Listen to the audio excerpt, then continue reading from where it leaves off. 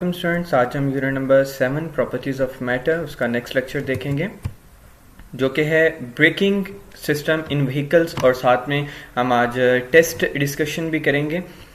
Braking system in vehicles में कहता है कि जो ब्रेकिंग सिस्टम होता है कार्स का, बसेस का और मुख्तलिफ जितनी भी हमारे पास व्हीकल्स होती हैं वो टोटली बेटा पास्कल लॉज पर वर्क करती हैं। हाइड्रोलिक प्रेस, ये जो आपको डायग्राम में दिखाया गया, ये हाइड्रोलिक ब्रेकिंग सिस्टम है जो क्या करता है, प्रेशर को ट्रांसमिट करता है इक्वली, जहां जहां पे लिक्विड फिल होता है इक्वली प्रेशर को हर पार्ट्स में ट्रांसफर कर देता है। जब ये ब्रेक पैडल को बेटा पुश किया जाता है तो वो फोर्स जो यहां से एक्सर्ट होती है मास्टर सिलेंडर में वो इंक्रीज कर देती है लिक्विड के प्रेशर को, और जो लिक्विड प्रेशर होता है वो ट्रांसमिट हो जाता है इक्वली हर मेटल पाइप। ये जो आपको ब्लू कलर का दिखाई दे रहा है ये हकीकत में लिक्विड है। ये हर मेटल पाइप में लिक्विड के जो इक्वली प्रेशर ट्रांसमिट हो जाता है, और जो पिस्टन होता है वो प्रेशर को ट्रांसमिट करता है। और due to the increase in liquid pressure, जैसे लिक्विड प्रेशर इंक्रीज होता है जो पिस्टन होता है सिलेंडर का वो मूव करता है आउटवर्ड, बाहर की जानब, और वो प्रेसिंग कर देता है ब्रेक्स पैड को, जिससे ब्रेक ड्रम्स जो है वो टायर्स के साथ लग जाते हैं, फ्रिक्शन प्रोड्यूस होता है और ब्रेक लग जाती है। हकीकत में डायग्राम की मदद से दोबारा देख लेते हैं। अब जैसे ही यहां से पैर से ब्रेक पैडल को प्रेस किया जाता है तो क्या होता है, ये जो मास्टर सिलेंडर में पिस्टन लगा हुआ होता है ये पुश होता है, प्रेशर लगता है, और जो आगे आपको ब्लू कलर का वाटर कलर जो दिखाई दे रहा है ये यहाँ पे हकीकत में एक लिक्विड है जो इस पिस्टन के प्रेशर लगाने से पुश होता है और ये बाहर की जानब भागता है और इक्वली हर पाइप्स में ट्रांसमिट होता है। ठीक है, अब क्या होता है यहां पे जब ये प्रेशर एक्सपेंड होता है, ये प्रेशर यहां पे जब लिक्विड को एक्सपेंड करता है तो ये जो हमारे पास ब्रेक शू होते हैं ये ब्रेक ड्रम के साथ जाके लग जाते हैं, और जो रेयर व्हील होता है वो रुक जाता है, यानी पिछला टायर जो होता है। ये पिछले टायर की बात हो रही है। और जब अगले टायर की बात करते हैं तो यहां से प्रेशर इक्वली ट्रांसमिट होता हुआ पिस्टन तक चला जाता है, और जब ये प्रेशर लगता है तो ये पिस्टन क्या करता है, उन पैड्स को इनवर्ड जो है वो प्रेशर लगाता है, जिससे फ्रंट व्हील फ्रिक्शन की वजह से वहां पे रुक जाता है। हकीकत में ये ब्रेकिंग सिस्टम है। इसका आसान है, कोई मुश्किल नहीं है, सिर्फ छोटा सा कंसेप्ट है कि जब आप ब्रेक पैडल को दबाते हैं तो पिस्टन की मदद से इक्वली लिक्विड ट्रांसमिट होता है ऑल पार्ट्स, तो हर हिस्से में। और अगर रेयर व्हील की बात करें तो वहां पे रिस्टोरिंग स्प्रिंग होता है, और रिस्टोरिंग स्प्रिंग मतलब ऐसा स्प्रिंग जिस पर फोर्स अप्लाई कर दी जाए तो वो अपनी पोजीशन को चेंज कर लेता है, जब फोर्स खत्म हो जाए तो वो अपनी पहली हालत में वापस आ जाता है। और इसी तरीके से अगर फ्रंट की व्हील की बात करें वहां पे पैड लगा होता है, डिस्क होता है जो इनवर्ड प्रेशर लगने की वजह से फ्रिक्शन क्रिएट करता है और वहां पे व्हील रुक जाता है। आर्किमिडीज प्रिंसिपल की बात करते हैं, कहता है कि जो एयर है अगर उसको आप बैलून के अंदर फिल कर दें तो अगर आप उसको छोड़ दें तो इमीडिएटली वो तेजी के साथ बाहर आना शुरू हो जाएगी। लेकिन यही बात जो है ना पानी की है, अगर आप पानी को भी किसी ऐसे कंटेनर के अंदर बंद कर दें, उसके अंदर एक सुराख कर दें तो पानी जल्दी से बाहर आएगा। और ये बिल्कुल बेटा इस तरीके से ही होता है जब किसी वुड को, पीस ऑफ वुड को हम पानी के अंदर फेंकते हैं तो वहां पर भी सेम प्रिंसिपल यही अप्लाई होता है। लेकिन हमने ये नोटिस किया है कि अगर हम एक मग को फिल करते हैं पानी के साथ तो जो light under water but feels heavy as soon as we take it out of water.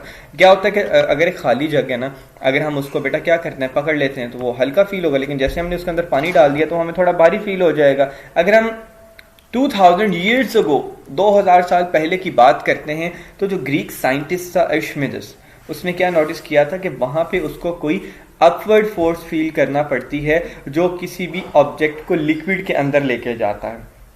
कोई भी ऑब्जेक्ट अगर लिक्विड के अंदर जाता है, किसी को डिप करने की कोशिश करते हैं तो उसको अपवर्ड फोर्स फील करना पड़ती है। इसकी आसान से एग्जांपल क्या है कि अगर आप एक टब में पानी भर देते हैं, पानी भरने के बाद अगर आप अपना हैंड उसमें डिप करने की कोशिश करें, अपने हाथों की सारी उंगलियों को फैलाते हुए जब आप उसको नीचे लेके जाने की कोशिश करेंगे, आप फील करेंगे कि आपकी हथेली के नीचे जो है आप कुछ फोर्स को फील कर रहे हैं।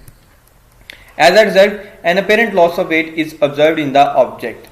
The upward force acting on the object is called upthrust of the liquid. वो upward force जो किसी भी ऑब्जेक्ट पर लगती है वो upthrust of the liquid कहलाती है।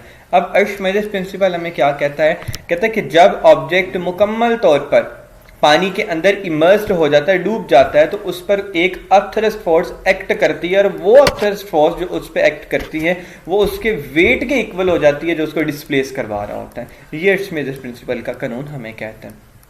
कंसीडर कर लें हमारे पास एक सॉलिड सिलेंडर है, उसका क्रॉस सेक्शनल एरिया बेटा कैपिटल ए है, उसकी हाइट H है और उसको हमने लिक्विड के अंदर दबा दिया है।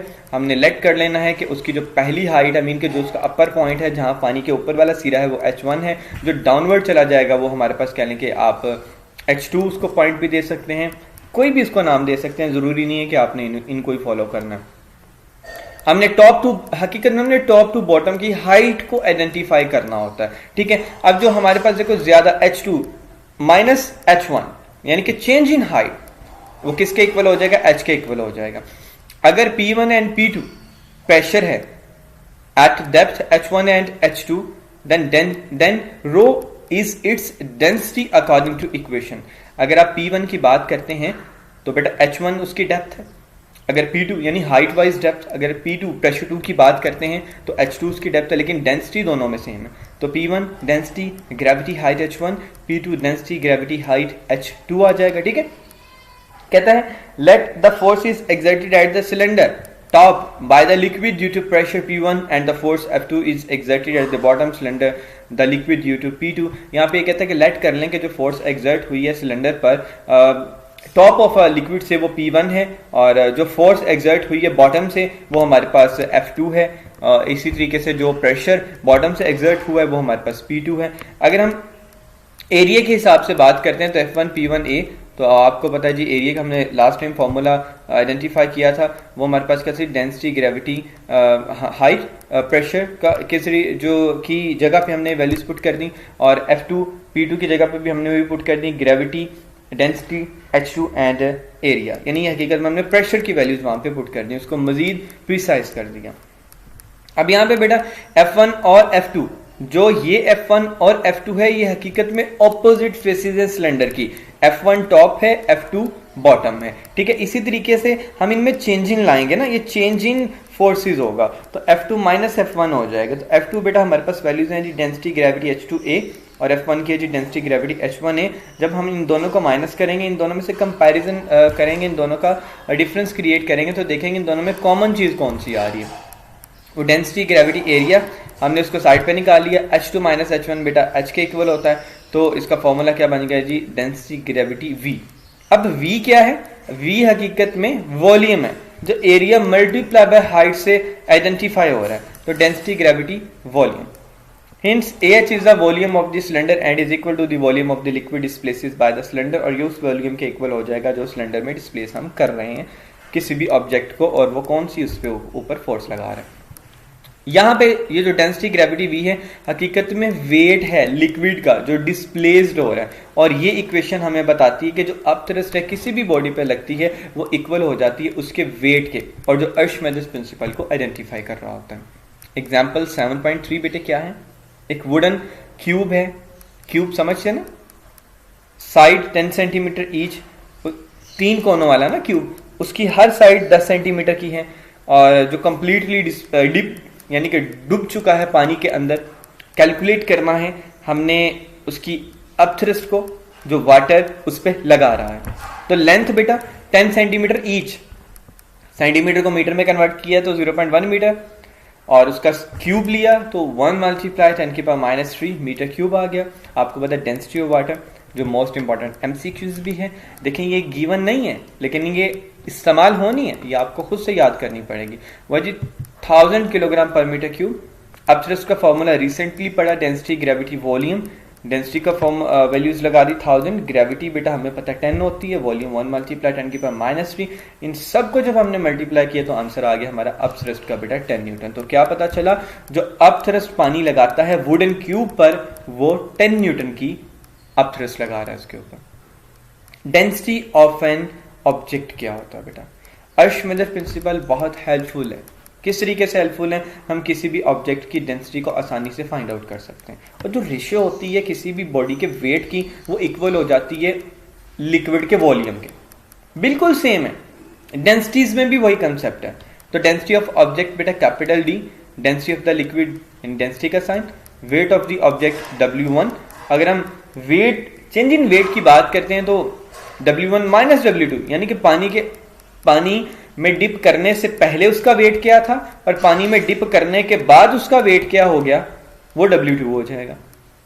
तो अर्शमिदस प्रिंसिपल के मुताबिक जो W2 है वो लेस देन है एक्चुअल वेट W1 से, तो density of object divided by density of liquid और weight of the object divided by total amount of wait.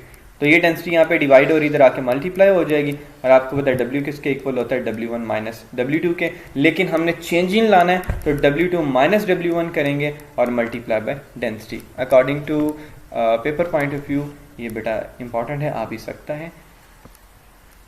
उसके अलावा 7.4 एग्जाम्पल है, कहता है जो वेट है मेटल स्पून का हवा के अंदर वो 0.48 न्यूटन है, लेकिन जब हमने उसको पानी के अंदर डिप कर दिया, पानी के अंदर डबो दिया तो उसका वेट हो गया 0.42 न्यूटन। बताएं उसकी डेंसिटी कितनी होगी। पानी का जिक्र आया तो डेंसिटी ऑफ वाटर भी आएगा। Weight of spoon 0.48 newton, weight of spoon in water 0.42 newton and density of water बेटा 1000 kilogram per metre cube. Density of spoon ये हमारे पास फाइंड करना है, तो फॉर्मूला वही जो अभी ऊपर हमने फाइंड आउट किया वही लगेगा। सिंपल आपने डिवाइड करना है, माइनस करना है और मल्टीप्लाई करना है, विच इज इक्वल टू जो मटेरियल ऑफ स्पून की डेंसिटी है वो 8000 किलोग्राम पर मीटर क्यूब है। नेक्स्ट प्रिंसिपल ऑफ फ्लोटेशन है, ये इंशाल्लाह हम कल देखेंगे। आज ये जो हमने 2 टॉपिक पढ़े हैं और 2 ही सॉल्व्ड एग्जांपल्स देखी हैं। Archimedes principle most important long question है और बाकी हम आज अपनी टेस्ट डिस्कशन भी कर लेते हैं। हमारा जो बेटे टेस्ट था हम उसको देख लेते हैं। उसमें हमने 5th चैप्टर जो बहुत डिटेल में पढ़ा हुआ था और उस टेस्ट को भी हम देख लेते हैं। वो हमारा टेस्ट कितना है, आपने कितना उसमें स्कोर किया। जो अर्थ ग्रेविटेशनल फोर्स ऑफ अट्रैक्शन होती है ना, वो वेनिशेस एट कहाँ पे खत्म हो जाती है, इन्फिनिटी है। सिंपल, ये बहुत डिटेल में हमने एमसीक्यूज को देखा था। Value of g increase with the, value of g increase कैसे होती है कि जब बुलंदी कम हो, डिक्रीज इन आल्टीट्यूड, जब आपकी बुलंदी कम होगी ना जमीन से, हाइट कम होगी तो डेफिनेटली जो वैल्यू ऑफ जी है ना बेटा वो इंक्रीज हो जाएगी। इसी एग्जांपल हमने ली थी कि अगर हमारे पास कोई 10 मंजिली इमारत है, हम एक स्टोन ऑफ पीस को 10वीं मंजिल से फेंकते हैं, दूसरे स्टोन ऑफ पीस को हम जो है ना वो 3री मंजिल या 5वीं मंजिल से फेंकते हैं, तो जो जिसकी हाइट कम होगी वो जमीन पे जल्दी फॉल करेगा। जो ऑर्बिटल स्पीड है बेटा लो ऑर्बिट सैटेलाइट की वो कितनी है जी, 8000 मीटर पर सेकेंड। और उसके बाद जो value of G on moons is 1.6 metre पर second square. What will be the weight of 1000 kilogram body, ये कितना होगा, ये हमने डिटेल में इसको बेटा सॉल्व किया था, वो हमारे पास 160 न्यूटन था। आर्टिफिशियल सैटेलाइट क्या होती है, चले हम चलते हैं अपने 5th चैप्टर की तरफ, उसमें हम इसको मजीद देख लेते हैं भाई।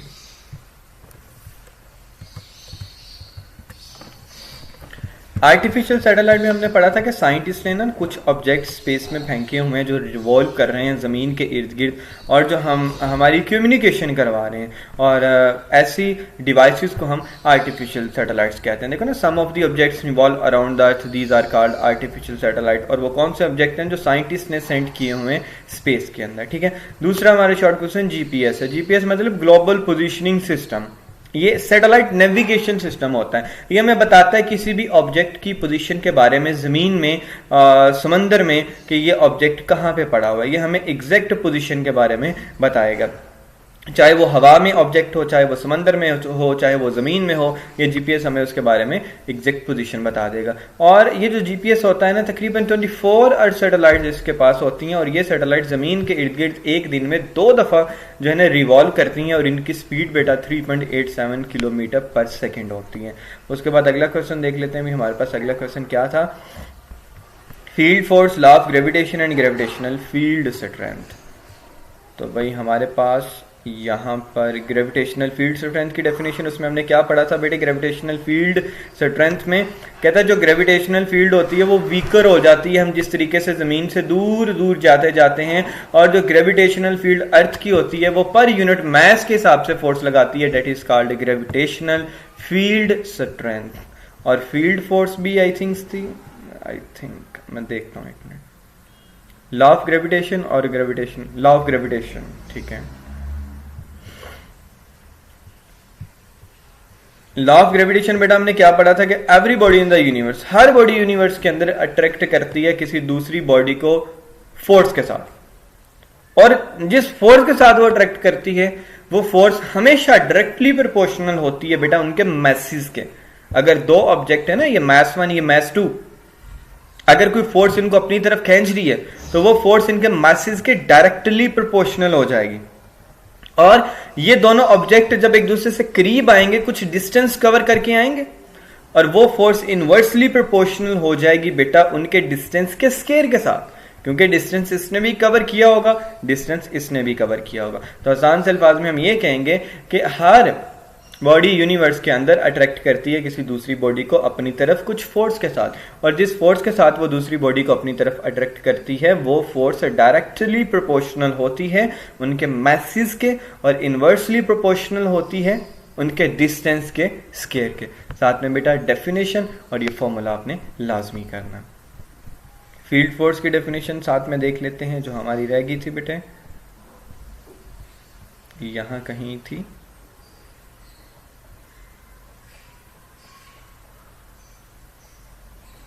आई थिंक मैंने आपको लिखवाई हुई है।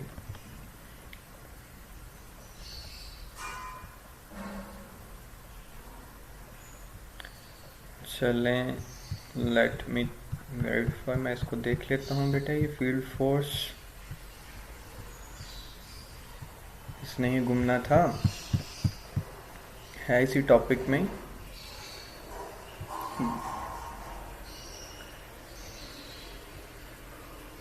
ठीक है, यहाँ पे कहीं मौजूद है जी, ये मौजूद है बेटे।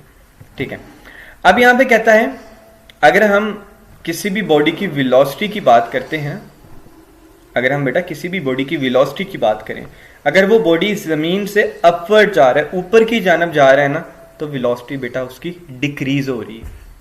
लेकिन जब वो हाइट से डाउनवर्ड जमीन की तरफ वापस आ रहा है तो उसकी वेलोसिटी इंक्रीज हो रही है। ऐसा क्यों है? ये बेटा gravitational pull of the earth की वजह से है। जमीन पर ग्रेविटेशनल फोर्स मौजूद है, वो किसी भी बॉडी पर एक्ट करती है, चाहे वो बॉडी जमीन के साथ कांटेक्ट में हो या ना हो। यहां से आपने करना है जो वेलोसिटी है बॉडी की वो डिक्रीज होती है जब वो अपवर्ड जाती है, और इंक्रीज हो जाती है जब वो डाउनवर्ड आ जाती है।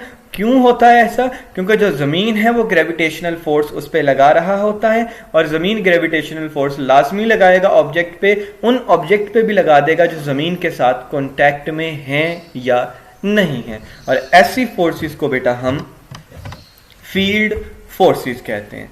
नेक्स्ट हमारा लॉन्ग क्वेश्चन था एक मास ऑफ अर्थ, देख लेते हैं भी वही था जी बेटा, state and explain mass of अर्थ। और ये बेटा एमसीक्यूज के लिहाज से भी टॉपिक हमारा ये काफ़ी इंपॉर्टेंट है, और न्यूमेरिकल्स में भी काफ़ी ज़्यादा इसकी वैल्यूज़ का इस्तेमाल होता है। इसमें हमने ये पढ़ा था, कंसीडर कर लें बेटा एक बॉडी है, उसका मास m है, वो ज़मीन on the surface of earth पड़ी हुई है, और जो मास ऑफ अर्थ है वो me है, जो रेडियस ऑफ अर्थ वो r है, जो डिस्टेंस है उसके सेंटर से वो इक्वल है उसके रेडियस r से। तो उसका बेटा हमने फॉर्मूला पढ़ा था F is equal to G mass of object mass of earth divided by radius का स्क्वायर। तो F is equal to W is equal to m g है। अब आपको पता है कि फोर्स मास पे लगती है और मास पर ग्रेविटी भी एक्ट करती है, तो बेटा m g is equal to gravitational constant mass of object mass of earth divided by radius of earth, यानी रेडियस का स्क्वायर यहां पे हो जाएगा। ठीक है, अब यहां पे ये कैपिटल ये स्मॉल m यहां पे मल्टीप्लाई हो रहा है, इधर आके डिवाइड हो जाएगा, तो ये m कैंसिल हो जाएंगे, रिमेनिंग रह जाएगा gravity, gravitational constant, mass of earth and radius का स्क्वायर। तो मास ऑफ अर्थ बेटा क्या है जी? रेडियस का square, gravity divided by gravitational constant.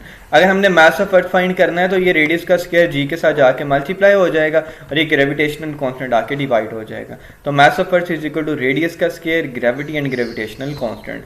और ये जो बेटा हमारे पास रेडियस है उसकी वैल्यू हमारे पास होती है 6400 किलोमीटर, और मैंने इसको आपको साइंटिफिक नोटेशन और मोर प्रिसाइज फॉर्म में भी इसको कंप्लीटली सॉल्व करके जब हमने ये लेक्चर पढ़ा था दिखाया था कि अगर डिफरेंट एमसीक्यूज ऑप्शंस आ जाएं तो आपने उसको किस तरीके से सॉल्व करना है। उसके बाद बेटा ग्रेविटी की वैल्यू होती है 10 मीटर पर सेकंड स्क्वायर, और उसके बाद ग्रेविटेशनल कांस्टेंट, ये पहले टॉपिक के वैल्यूज हैं 6.673 मल्टीप्लाई 10 की power -11 newton metre square kilogram per square.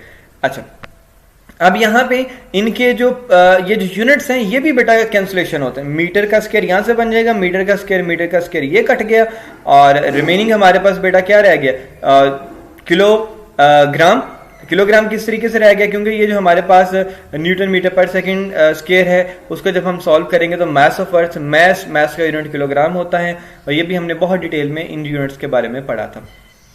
अब हम 6.4 मल्टीप्लाई 10 की पावर 6 का स्क्वायर लेंगे, उसको 10 के साथ मल्टीप्लाई करेंगे, और जब 6.673 मल्टीप्लाई 10 की पावर -11 के साथ बेटे डिवाइड करेंगे तो हमारे पास उसका आंसर आ जाएगा 6.0 मल्टीप्लाई 10 की पावर 4 किलोग्राम। अच्छा, ये 6.0 हकीकत में 6 ही होता है, 2.0 हकीकत में 2 ही होता है।